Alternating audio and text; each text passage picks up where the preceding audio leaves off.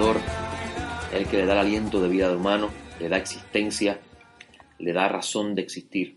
El humano sin el creador es nada. Y yo le doy gracias al bendito por darme la oportunidad de estar nuevamente con ustedes aquí en WPAB 550. Como todos los domingos, nuestro ministerio Eshaim tiene el propósito de educar a las personas que están interesadas en conocer las raíces hebreas de la fe judeocristiana, la fe que usted conoce como el cristianismo primitivo. Ese es el fin de Eshaim, trabajar en la restauración de las sendas antiguas, del pensamiento antiguo, qué significaba la salvación para la época en que se habló de ese concepto, qué significaba la resurrección de los muertos, qué es la era mesiánica, qué es el reino, todas estas ideas que se escuchan hoy día y no entendemos y le hemos dado un sentido diferente. ¿Qué es la idea del Satán? ¿Qué es el Satán? ¿Qué son los Shedim, los llamados demonios? Todas estas cosas que hoy se le ha dado un sentido diferente. ¿Los demonios son ángeles caídos? No, la Biblia no enseña eso. ¿Qué es estas cosas que nosotros hoy escuchamos que no tienen a nuestra mente un sentido? Porque se han sacado del lugar donde se construyen. Nuestro ministerio tiene el propósito de educar a las personas en ese deseo de aprender y conocer el camino antiguo, conocer al Dios de Israel, al Dios de Abraham, al Dios de Isaac, al Dios de Jacob, al Dios y Padre de nuestro Señor Yeshua el Mesías, al Dios que lo levantó de entre los muertos y lo sentó en los lugares celestiales y lo coronó como Señor y Mesías, según fue profetizado por David y se cumplió en la era de los nazarenos. Nuestro ministerio está bien comprometido, amigos, en educar a las personas que tienen ese deseo. Y para mí es un gran honor estar aquí los domingos con mi amigo Geraldo, que sacrificamos el tiempo de dormir un poco más para poder compartir estas palabras. Nuestro ministerio Eshaim se encuentra, su centro de estudio se encuentra en la calle Torres, esquina Roosevelt, en el local 16 en Ponce. Nos reunimos todos los martes a las 7 de la noche. Estamos en el libro de Job. Este próximo martes es el capítulo 9. Libro precioso, de verdad. Les decía a los hermanos el martes pasado que yo no quiero habilidad como amigo. Los sábados nos reunimos también desde la mañana. Ya a las 10 de la mañana comenzamos nuestro servicio de estudios, aunque ya desde las 9 están llegando los hermanos al centro de estudio. Estudiamos los 5 libros de Moisés en el segmento semanal, un segmento por semana, según está estructurado en la tradición de Israel. Y lo estudiamos sábado tras sábado, desde las 10 hasta las 12 del día. Nos encontramos en el libro de Deuteronomio. Estudiamos la sección titulada Bait Hanan, que comienza con la palabra y imploré, que es lo que significa Bait Hanan. Muchas personas me preguntan por qué hablamos de secciones que se llaman de esa forma, y es porque en el tiempo antiguo la Biblia no tenía capítulos y versículos. Estaba dividida, la forma que están acostumbrados. Eso vino después. Quiere decir que cuando usted escucha a Pablo de Tarso citar la Escritura, él no está así diciendo, no lo vas a encontrar nunca decir en el capítulo tal, versículo tal, dice esto. Él dice lo que dice, incluso lo llega hasta parafrasear, y la persona tiene el nivel de buscar dónde es que está y abundar un poco más. Y estamos allí prácticamente todo el día, como hasta las 4 de la tarde. A las 2 de la tarde, después del almuerzo, estamos estudiando el libro de Juan. Nos encontramos en el capítulo 12 esta semana. Ayer estudiamos el capítulo 11, el levantamiento de Lázaro, y por qué era importante que el Mesías levantara a Lázaro después de 4 días, es decir, después de 3 días. ¿Cuál es la importancia de que Lázaro estuviera muerto por 4 días? ¿Y qué implicación tiene esto en el Mesías? El nivel de autoridad que el Padre le va a dar, el Todopoderoso le va a dar al Dios de Israel. Y es porque la misión que tiene el Mesías es muy importante para la restauración de la humanidad. Tuvimos la oportunidad de hablar de eso. Luego en la tarde terminamos y hacemos las oraciones que nos corresponden en la tarde para irnos a nuestros hogares en paz, en shalom, disfrutando del día de reposo que el Eterno estructuró por el bien del humano. El Shabbat fue hecho por causa del Hijo del Hombre, no el Hijo del Hombre por el Shabbat. Nosotros podemos descansar, podemos compartir como familia, compartir con amistades. Siempre pasa, se acaba el servicio, pero no se acaba la reunión. Permíteme decirte que se acaba el servicio y no se va la gente de allí. Sí, se queda un buen rato. ¿Cuál es un poco más de café? Un poquito más de café y hablamos de las cosas que no podemos hablar cuando estamos en clase. Ajá. Y eso es lo que hacemos, amigos. Y si usted desea alguna vez visitarnos, puede sentirse la libertad de pasar por nuestro centro de estudios. Si desea alguna vez llamarme y hacerme alguna pregunta o alguna inquietud, Mi teléfono es 787-448-2423. Con mucho gusto atenderé sus preguntas, sus inquietudes. No me llame para debatir sobre escrituras, no hago eso, no me dedico a eso. Eso se lo dejamos a los apologistas, que les gusta la discusión sobre la escritura. Pero si usted desea conocer al Dios de Abraham, Isaac y Jacob y conocer su palabra y quiere retornar a conocer el Mesías de la Biblia, no el Mesías que hemos creado a nuestro pensamiento moderno, el Mesías de la Biblia, el Mesías que decía hágase tu voluntad, no el Mesías que se enseña que le dice a la gente le dice a Dios que tiene que hacer, no. El Mesías que le dice a su Padre, ten misericordia, escucha mis palabras, que se haga tu voluntad. Le invitamos a escucharnos. Geraldo, vamos a hablar hoy un poquito de lo que estuvimos estudiando el día de ayer. Ayer estuvimos hablando de la sección titulada Beit Hanan, el libro de Deuteronomio.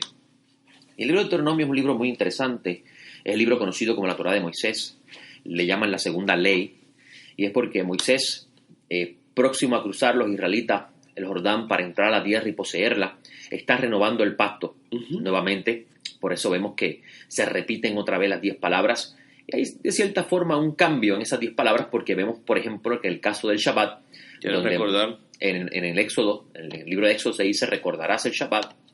En el libro de Deuteronomio, Moisés dice que debemos guardarlo. Y hay una gran diferencia, obviamente, entre recordar y guardar, y es la ubicación geográfica donde se están diciendo esas palabras y lo que viene a consecuencia de ello. Es interesante que Moisés está renovando este pacto y le está hablando al israelita la importancia de guardar las palabras del Eterno. Este libro es sumamente importante, Geraldo, porque la comprensión de este libro nos va a ayudar a entender muchas de las cosas que enseña Pablo de Tarso. Hubo un cambio bien grande en el pueblo. En la generación del desierto, técnicamente de los valientes, pasó. Quienes están son sus hijos, ahora que están en edad adulta y maduro. Como dijiste, se está renovando el pacto, porque el pueblo realmente pecó. Y tiene que haber un cambio de pactos y de promesas. Así que vamos a ver entonces a Moisés enseñándole prácticamente a una generación lo que tienen que hacer una vez entren a la tierra. Y ese detalle, entrar a la tierra, cambia todo. De un pueblo que está hasta ahora acostumbrado a comer maná, a tener agua, a vivir con un tabernáculo, ahora a tener que conquistar, a ser un pueblo prácticamente de guerra, porque se van a enfrentar a unas naciones y su realidad va a cambiar por completo. Así es. Y dentro de la sección Beit Hanan, Moisés dice, además de mencionar las 10 palabras, y para los que me están escuchando, Beit Hanan comienza en el libro de Deuteronomio, en el capítulo 3, versículo 23, donde dice, entonces supliqué al Eterno, y esa expresión, entonces supliqué al Eterno, entonces supliqué significa, en hebreo es Beit Hanan. Moisés comienza, dicen los sabios que Moisés le imploró unas 500 veces al Eterno. 500, la suma de esa frase. Sí, 500 veces, creo que son 513, 515 veces al Eterno que lo dejara entrar, y el Eterno dijo, no hablemos más del asunto, no insistas, no vas a entrar. Y le permite ver la tierra desde lejos, pero en lo que quiero hablar y quiero apuntar en este tiempo que tenemos aquí en la emisora, es que en este segmento de Beit Hanan, Geraldo, se encuentra la expresión de fe más importante para el ideal monoteísta de Israel, que le conocemos como el Shema. Eso se encuentra en Deuteronomio 6, versículo 4. ¿Por qué fue importante decirlo donde estamos geográficamente estructurados? Porque en ese momento que... Cabe señalar, Gerardo, ahora que mencionas eso, que el pueblo va a entrar a un lugar donde hay un pueblo, o hay diferentes pueblos que tienen diversos dioses. Y si usted mira el mundo antiguo, usted va a encontrar que la misma Istar tiene el mismo nombre, pero diferentes lugares. Sí. Istar de tal sitio, Istar de tal sitio. Y eso es importante porque vemos una separación, incluso lo vemos hoy en el mundo moderno, en una rama de la religión particularmente, donde vas a encontrar que la del cobre no es igual que la de la Guadalupe, pero es el mismo nombre. Y eso es algo que viene del mundo antiguo. Te va a encontrar que Istar o Astarte existía en Babilonia, existía en Canaán, existía en diversos lugares con ritos similares, pero le decían el nombre de ella del lugar. Sí. Y la percepción de ella, de esa diosa, en esa región es muy diferente a la de Babilonia o a la de Asiria, en el santuario que se le crea, el lugar de culto que se le crea a ella. Y esto es bien importante. Lo vas a encontrar también en la época de lo que se conoce como el Nuevo Testamento, la época del Segundo Templo, donde Pablo está yendo a lugares que tenemos a Diana de Éfeso, ¿verdad que sí? Uh-huh. Si la memoria no me falla. Uh-huh. Y tiene la misma implicación de Astarte, pero tiene otro nombre. Y para la fe monoteísta de Israel, esta expresión, oye Israel, el eterno tu Dios, el eterno no es, que se encuentra en el capítulo 6, versículo 4, es sumamente importante comprenderla desde ese lente, primero para construir el fundamento de esa realidad. Moisés, cuando dice estas palabras, está diciendo, Dios es uno, no dos, no tres, no cuatro, no cinco, Dios es uno. Y cuando decimos Dios, nos estamos refiriendo al tetragramatón, al nombre de las 4 letras, que algunos dicen que es Yahweh, otros dicen que es Yahvé, otros dicen que es Jehová, otros dicen que es Yahová. La expresión, la palabra Jehová no la consideramos correcta porque la letra Yud no es J, es una transliteración del inglés, porque viene Jehová y se traduce al español como Jehová. Dado la pronunciación, que no la sabemos que cuando venga el Mesías, incluso ayer en el Bet Midrash tuve la oportunidad de citar las palabras de un académico judío de sociedades judías, que él dice, es probable que se haya llamado, que se pronuncie Yahweh. No hay certeza, pero es muy probable que sea eso. Lo importante no es cómo se pronuncia. Lo importante es cuando estamos llamando al Creador, ¿por qué lo llamamos? ¿Cuál es la relación que tenemos con él? Y eso es otra clase. Lo importante aquí, que es lo que quiero enfatizar, es que Moisés le dice a Israel, Dios es uno, dándole a entender que ese concepto que tienen acerca de los dioses, los pueblos paganos, el pueblo de Israel no lo puede tener. Dividir al Creador. Fue algo con que el pueblo luchó siempre. Fue una pata coja que aún todavía luchamos con ella. Muy cierto, muy cierto. Y esta expresión, el Shema, que es incluso se convierte luego en el mandamiento más importante del pueblo israelita, lo vemos en el Evangelio de Marcos.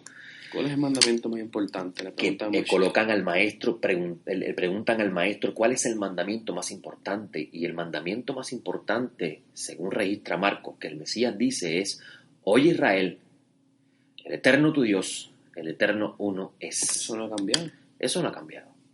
Eso no ha cambiado. Como de esta expresión de un solo Dios, luego se desarrollan otras ideas, tenemos que ir a la historia para entender. La incomprensión de los textos más que otra cosa. Muy cierto, muy cierto. La historia está ahí para demostrar que los gentiles... Pero por eso mismo, porque fueron gentiles. Es interesante que Marcos le escribió a gentiles este evangelio. Y Marcos coloca al Mesías diciéndole a gentiles, Dios es uno. Dios es uno. De cierta forma, como si fuera un paralelismo, el Mesías está tomando la función de Moisés antes de entrar a la tierra. Dice, Israel, vas a encontrar otras naciones, que recuérdate que Dios es uno. Y ahora otra vez, Israel, en el Mesías van a venir gentiles, acuérdate que Dios es uno. Es bien interesante que a un Shaul de Tarso, Pablo de Tarso, que fue a los gentiles a predicarle, hablaba de un solo Dios. Siempre. Para nosotros hay un solo Dios, el Padre, y un solo Señor, Yeshua el Mesías. ¿Y cómo es eso? Es bien interesante.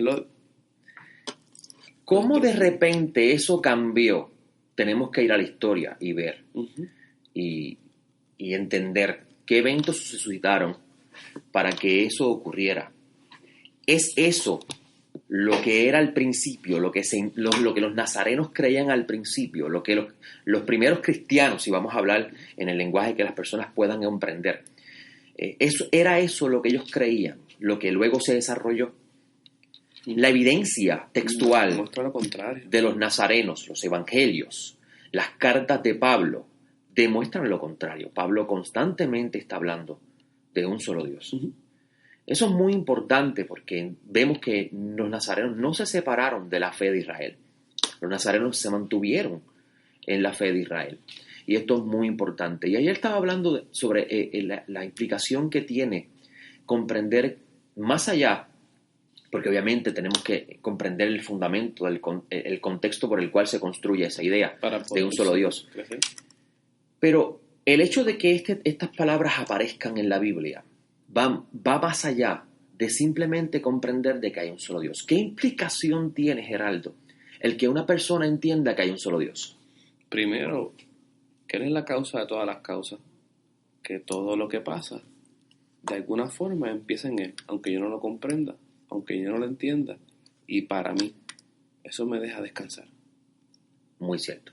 Me da tranquilidad porque, aunque yo no comprenda lo que estoy viviendo, aunque esté fuera de mis fuerzas, lo que yo sé de Él es que Él es bueno.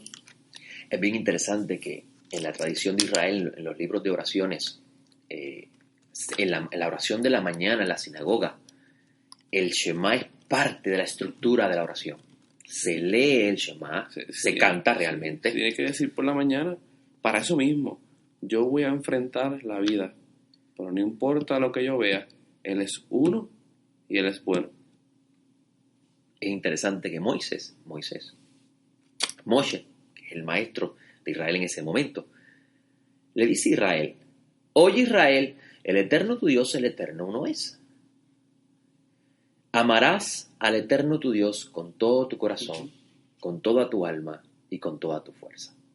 Geraldo, antes de leer ese versículo 5 y abundar un poco más, algunas personas van a decir, sí, pero la palabra uno es ejad, y ejad no implica uno numéricamente. Sí, más. Y obviamente tienen un punto, Yes. pero si vamos al libro de Génesis, donde aparece por primera vez la palabra ejad, nos vamos a percatar que la unión de día y noche se llamó Yom Ejad, un día.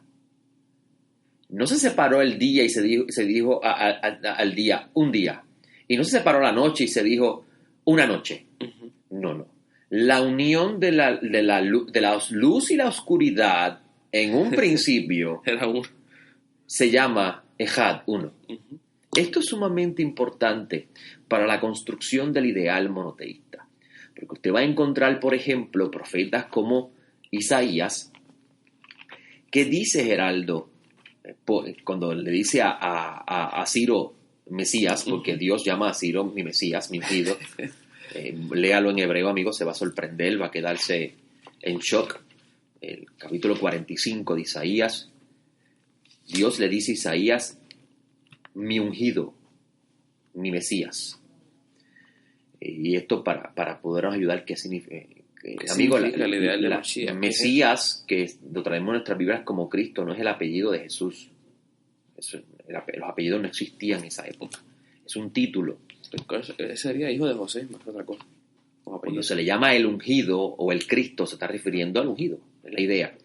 Y es interesante que el capítulo 45 de Isaías vamos a encontrar a Ciro, rey persa, que viene de un mundo dualista bien fuerte, porque los persas creían en el dualismo de una lucha entre el bien y el mal, donde hay dos fuerzas luchando una con otra a ver quién más domina. Como el zoroastrismo, creo que era prácticamente la religión de ellos. Vas a encontrar que a Ciro, el profeta, le dice, voy a leerlo desde arriba, el versículo 5 dice, yo soy el Eterno y no hay otro. Otra vez. Fuera de mí no hay Dios. Otra vez, mi fundamento. Yo te he ceñido aunque no me conoces. Le está diciendo a Ciro, tú no me conoces, pero yo fui el que te ceñí. La forma de decir, yo te formé. Para que sepan del nacimiento del sol hasta su ocaso que no hay otro fuera de mí. En ninguna nación. Está dando bien específico. Sí, está hablando de un gentil. Yo soy el Eterno y no hay otro. Como la tercera vez ya que lo dice. Es un monoteísmo bien fuerte, bien sólido. Yo formo la luz. Génesis. Uh-huh. Y creo las tinieblas. Vemos que en el Génesis dice, y a la luz se llamó día, y la oscuridad se llamó noche, y fue la tarde y la mañana, y Yom Ejad. Uh-huh. Es decir, que la unión del día y la noche es uno. Es uno. Interesante. Dice, hago la paz y creo la adversidad. Ese es un tema muy interesante para el libro de Job. Porque el Eterno le dice al Satán, te doy permiso. Sí. Pero entonces el texto dice que Elohim fue el que hizo todo. Dios hizo todo. Y tú, ¿cómo es eso? ¿Pero no le está dando permiso a Satán? Y de repente Satán desaparece de la escena. No sé por qué le damos más importancia al Satán que al Creador. El libro de Lamentaciones, en el día malo medita. Exacto. Dice el texto, hago la paz y creo la adversidad. Yo, el Eterno, hago todas estas cosas. ¿Para qué? Este texto que le acabo de citar, amigos, pertenece al ideal del Shema, del versículo 4 del capítulo 6, donde Moisés le está diciendo a Israel, oye Israel, el Eterno es uno. Suena como Pablo que dice, a los que le aman, todas las cosas obran para bien. Y ahí entra el próximo versículo. Amarás al Eterno tu Dios con todo tu corazón, con toda tu alma y con todas tus fuerzas. Estas palabras son muy importantes de parte de Moisés, porque Moisés está diciendo a Israel, tú tienes que amar a Dios con todo tu ser, incluyendo tus recursos. Porque los sabios de Israel dicen que la expresión con toda tu fuerza alude a tus recursos. Tienes que amar a Dios con todo tu ser. Y es interesante que Moisés dice, y estas palabras que yo te ordeno hoy han de permanecer sobre tu corazón. Las inculcarás a tus hijos, le vas a enseñar a tus hijos que hay un solo Dios. Y hablarás de ella sentado en tu casa. Cuando andes de camino y al acostarte. Andando de camino al acostarte y al levantarte. Dos momentos importantes en la vida.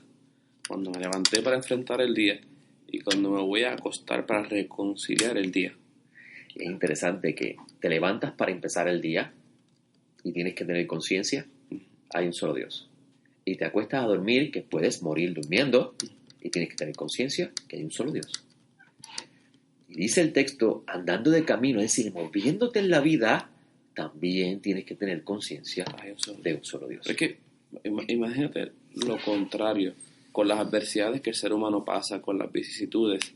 Si nosotros diéramos espacio para una batalla, para todo este concepto, ¿qué hacemos? Sería sumamente extenuante, agotador. No. Hace unas semanas aquí estuve hablando de un texto de los Reyes del Mar Muerto, del manual de disciplina, que se encuentra en los descubrimientos del desierto de Judea, cerca del Mar Muerto, que se llama hoy día Qumran, Khirbet Qumran, un nombre árabe. Estaba hablando de ese manual donde el autor del manual dice que Dios creó dos espíritus, dos fuerzas, una fuerza de luz, una fuerza de oscuridad, pero ambas provienen de Dios. Y eso es muy importante, muy importante. Usted podría decirme, sí, pero eso no está en la Biblia, por tanto eso no es de Dios. Amigo, reconsidere sus pensamientos, porque hay muchas cosas que usted ha aprendido que no están en la Biblia. Lo que estamos hablando hoy sí está en las Escrituras. Vemos la evidencia de Isaías, vemos la evidencia del Mesías. Si usted es discípulo del Mesías, mire lo que enseñaba el Mesías. Así que el hecho de que yo cite una fuente que no se encuentra en el canon no significa que no haya evidencia de ese pensamiento en la Sagrada Escritura, porque vemos claramente que Isaías dice que él forma la luz y crea las tinieblas. Quiere decir que Él es el autor de ambos extremos. Para que haya libre albedrío y para que el ser humano reconsidere sus pasos. Es interesante que en los rollos del Mar Muerto ese es el tema. Dios le dio al humano un tiempo para decidir a cuál de las dos áreas va a escuchar. La luz ellos la asocian con la verdad, el espíritu de la verdad, y esto es muy importante para entender el Evangelio de Juan, porque Juan presenta al Mesías, Juan y Pablo viniendo de la luz, y siendo la luz, siendo la verdad, mentira, hijos, hijo de desobediencia, hijo de... Ese lenguaje está bien repetitivo. Eso es así, y eso se ve mucho en los rollos de los muertos. Y bien interesante, Geraldo, en el mundo que estamos viviendo hoy, para aprovechar el tiempo que vivimos, que estamos aquí en la emisora, en el mundo que estamos viviendo hoy, Geraldo, ¿cuán es importante para las personas, cuán importante es para las personas que estamos caminando en la fe reconsiderar el Shema como parte de nuestra vida, reconsiderar estas palabras de entender que hay un solo Dios. ¿Cuán importante es reconsiderar eso en nuestras vidas? ¿Por qué? Porque pareciera ser que el mundo se está cayendo en pedazos. Oh, sí. Que no hay control. Ningún gobierno funciona aparentemente. Nadie tiene solución para los problemas ni financieros, ni políticos. Y de repente uno podría, ¿verdad? Si uno considera seriamente, racionalmente todo esto, decir no hay esperanza, ¿no? Voy por una cueva a salvar a mi familia y a los míos. Exacto. Nosotros podemos pensar esto en el mundo que nos rodea, porque pareciera que Dios no está en ningún lado. Es bien interesante que en el libro de Éxodo, Geraldo, hay una sección que se llama Mishpatim, que viene después de los 10 mandamientos, la sección Jetro, que es el capítulo 19. La sección Mishpatim, que es la que le sigue, donde habla de las leyes sociales, las leyes que debe guardar como sociedad del pueblo, donde se habla de cuál es el proceso a seguir cuando se le causa daño a una persona, cómo se debe tratar el caso de una persona que trabaja en un campo, cómo se deben tratar los pobres. Hay unas leyes sociales que deben guardarse, y acaba de decir la palabra importante, las leyes de justicia. Es bien interesante que un antiguo Midrash, que es una forma de exégesis judía, sobre ese texto de Mishpatim, comienza diciendo, para poder comprender ese segmento, que tiene que ver, escúcheme bien, amigo que me escucha, ese segmento de Éxodo, tienen que ver con las leyes de causa y efecto. Si dos hombres pelean y hay una mujer embarazada y le hacen daño, se tiene que compensar por el daño hecho conforme al daño recibido. Causa y efecto. Y la idea primordial detrás de ese relato, que parecen simplemente leyes sociales y leyes de justicia, es comprender el concepto de causa y efecto. Y bien interesante que un antiguo Midrash, Geraldo, comienza explicando ese segmento de Éxodo con estas palabras que se encuentran en el Salmo 97. Adonai reina, regocíjese la tierra, alégrese la multitud de las islas, las nubes y densa oscuridad lo rodean. La equidad y la justicia son el fundamento de su trono. Un fuego avanza delante de él, que abraza a sus adversarios en derredor. Sus relámpagos iluminan el orbe, la tierra mira y se estremece ante la presencia del Eterno. Las montañas se derriten como cera delante del Señor de toda la tierra. Los cielos hacen saber su justicia y todos los pueblos ven su gloria. Ese antiguo Midrash comienza con esa cita del Salmo 97 para poder explicar lo que hay detrás de esa enseñanza que se encuentra en el libro de Éxodo, dando a entender que Dios está en su trono siempre y Él gobierna su creación. Siempre. Y toda acción del humano tiene su efecto. ¿Dónde? En la tierra. ¿De dónde viene el efecto? En la causa primaria, en el trono del soberano. Es decir, que ninguna acción del humano se va a poder zafar de la justicia del Creador. Si haces el bien, serás recompensado. Si haces el mal, también serás recompensado. Todo proviene de Él. Y esa es la idea detrás de luz y oscuridad y el concepto de las tinieblas y la luz. Y es bien interesante porque se dice que el Eterno hace todas estas cosas como parte primordial de comprender la idea del Shema. Está esto que le estamos mencionando. La necesidad de entender de que el universo tiene un solo Dios. Solo regente. Eso es así. ¿Algo más que quieras añadir, Geraldo? Pues, mientras decías todo eso, de cómo se ve el mundo ahora mismo, de repente me sentí explorando la tierra de Canaán, viendo gigantes. Y tengo dos opciones.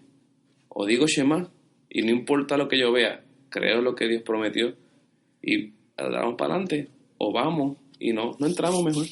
Nos quedamos cada cual haciendo lo que entendamos, porque es que hay gigantes en la tierra. Muy cierto. Es interesante que cuando tienes eso en la mente y te vas a enfrentar en la vida, cuando tienes en la mente de que hay un solo Dios y que Él es el que gobierna todo, y que nada ocurre sin su permiso, cuando tú te enfrentas a la vida, tu vida cambia, tu forma de ver la vida cambia. Ya el momento difícil de tu vida no lo ves como el enemigo queriendo destruirme, sino lo vas a ver con una mentalidad de algo tú me quieres enseñar con esto. Bueno, amigos, ya no tenemos tiempo para más. Les hablo Joseph Y les hablo Gerardo. Nos vemos en el próximo programa de Derech Hashem, el camino de Dios.